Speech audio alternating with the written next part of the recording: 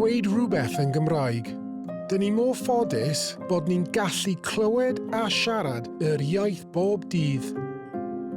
Ond, oes un ddigwyddiad allweddol sydd yn bennaf gyfrifol am fod yr hen iaith yn dal i fyw.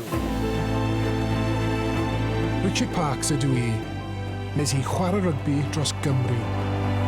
Ond un diwrnod, newidiodd bopeth.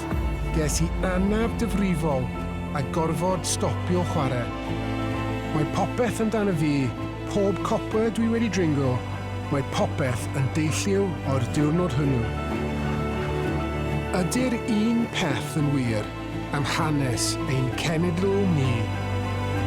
Oes eiliadau allweddol wnaeth ffurfio ein Cymru ni. Dwi'n dysgu i siarad Cymraeg. Braint ac antur mwyaf fy mywyd ydy ecsblorio ein hanes ni, yn ein hen iaith ni. Dyma 24 awr Newidiodd Gymru.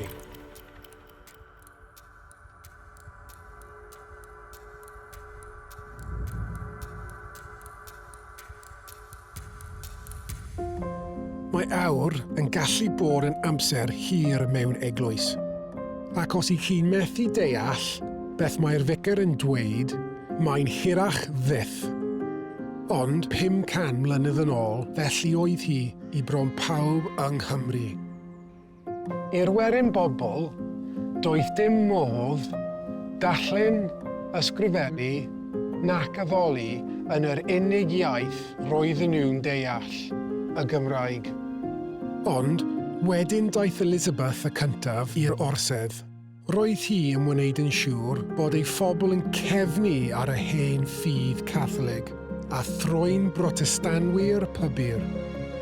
Roedd trefnu i'r bobl glywed y Beibl yn Saesneg yn hytrach na Lladin yn allweddol i'r achos.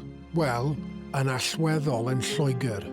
Ond wrth gwrs yng Nghymru roedd Saesneg mor estron a Lladin. Felly dyma Elizabeth yn datgan y byddai'r Beibl yn cael ei gyfieithu i'r Gymraeg. Iddi hi, roedd undod o ran crefydd yn bwysicach nag undod o ran iaith. Doedd dim Google Translate bryd hynny. Felly, dyma nhw'n troi at sgoler o'r enw William Morgan, vicar Llanrhaeadr y Mochnant. Roedd y cyfieithu yn dasg anferth i William Morgan. Roedd yn mynd i gweithio o'r ieithoedd greiddiol, Hebrew a Greek, nid o'r Beibl Saesneg. Daliodd ati am flynyddoedd ar ei hun yn bach yma yng nghefn gwlad Powys, ymhell o llyfrgelloedd a phrifysgolion. Bryd hynny, dim ond rhyw ddysyn o ieithoedd eraill yn y byd oedd wedi cael trosiad o'r Beibl. Roedd gwaith William Morgan wir yn arloesol. Erbyn Nadolig 1588, roedd wedi gorffen. Roedd y Beibl Cymraeg ar gael i'w ddarllen mewn eglwysi. Ac aeth Joseph i fyny o Galilea i dref Dafydd, yr hon a elwir Bethlehem.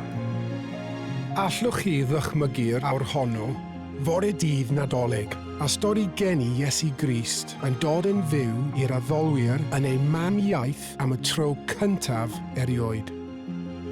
Yna, yr angel a ddywedodd wrthynt, nac ofnwch, canes yr wy fi yn mynegu i chwi lawenydd mawr.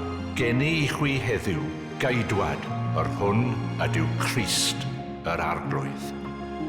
Camp William Morgan oedd gwneud i'r trosiad swnio'n gwbl naturiol yn Gymraeg. Ac roedd y Beibl Cymraeg yn rhoi pwys a statws i'r iaith o'r diwrnod hwnnw ymlaen.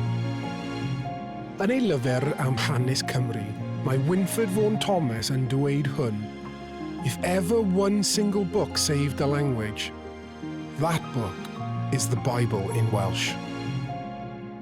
Ie wir, dyma droboint yn tyngiad yr iaith. nad oedd hynny'n fwriad gan Elizabeth o gwbl.